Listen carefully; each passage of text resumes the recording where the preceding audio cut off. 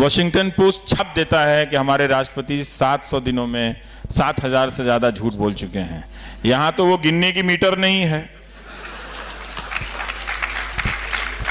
वरना हमारे प्रधानमंत्री ने एक काम तो किया ही है, कई और अच्छे कामों के साथ, कि उन्होंने पब्लिक स्पेस में झूठ को लेजिटिमाइज कर दिया है कि झूठ बोल सकते हैं आप ये भी झूठ बोल सकते हैं कि जो न्यू पेंशन स्कीम में अपना रजिस्ट्रेशन कराते हैं वो रोजगार बढ़ गया। बहुत सारे लोगों ने बताया कि हम तो 20 साल से नौकरी कर रहे थे, अब पेंशन मिलने वाला नहीं। रिटायरमेंट के समय हमने एनपीएस खोला तो हम एम्प्लॉयमेंट में गिना गए।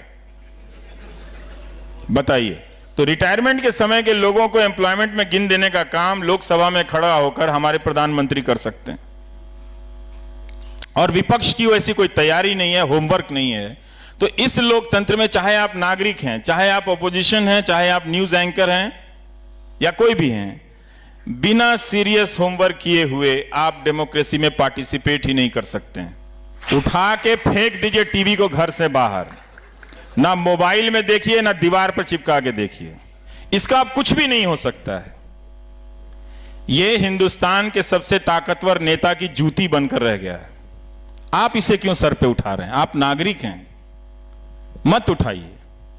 मैं ये बात किसी अतिरेक में नहीं कह रहा आपसे। आप खुद भी चैनलों को देखिए कि कैसे वो एंकर चिल्ला रहा था कि तेंदुलकर बोल क्यों नहीं रहा है।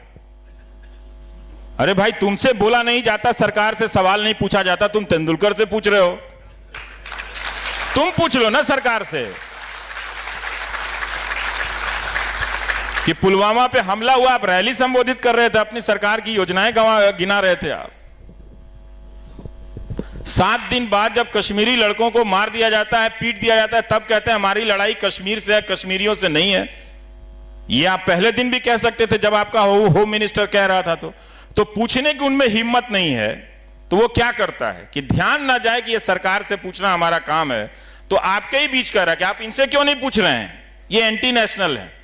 अब वही 4 लोग एंटी नेशनल इनको मिले इतने बड़े देश में, 4 एंकर और एक वकील। अब उनसे बोर हो गया तो एक तेंदुलकर गावस्कर को खोज के ले आए। जिस गावस्कर और तेंदुलकर ने अपने क्रिकेट के जरिए हमको अपने इंडियननेस में, हिंदुस्तानियत पे गर्व करना सिखाया, अपने हुनर को साधना सिखाया कि हम भी जीत सकते हैं, वेस्ट इंडीज की टीम को हटा सकते हैं, उस गावस्कर से भी आप पूछ सकते हैं। यही आपके सामने हुआ, यही इस मीडिया ने किया। तभी मैं कहता हूं, मेरा बस चलता तो मैं देश के हर आदमी से कह आता, इसने तुम्हारे मुल्क की बर्बादी का ठेका लिया हुआ है। इसमें ना तुम्हारी आवाज है ना तुम्हारी बात है।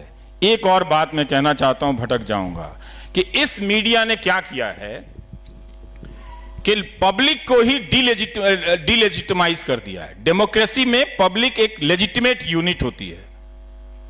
अब आप देखेंगे इन चैनलों पे पब्लिक का कोई इशू नहीं है, कोई इशू पब्लिक का नहीं है। किसी भी तरह से किसान आते हैं तो किसान का इशू नहीं है। ये आजकल अर्धसैनिक बलों की तरफदारी करने में लगे हुए हैं, उनकी शहादत का फायदा उठा रही हैं न्यूज चैनल वाले। लेकिन जब वो आए थे हजारों की संख्या में, अपने पेंशन की मांग को लेकर कोई नहीं गया था, कोई नहीं गया था। और आज भी मैं कहता हूं कि तुम 1 घंटे का प्रोग्राम इनके पेंशन के लिए करके दिखा दो, करके दिखा दो, वो नहीं कर पाएगा। तो उसने, हर किसी ने जाके जो नागरिकों को, जो पब्लिक को डिलेजिटिमाइज किया है इस टेलीविजन ने। अगर पब्लिक ये बात नहीं समझेगी तो बहुत देर हो चुकी है।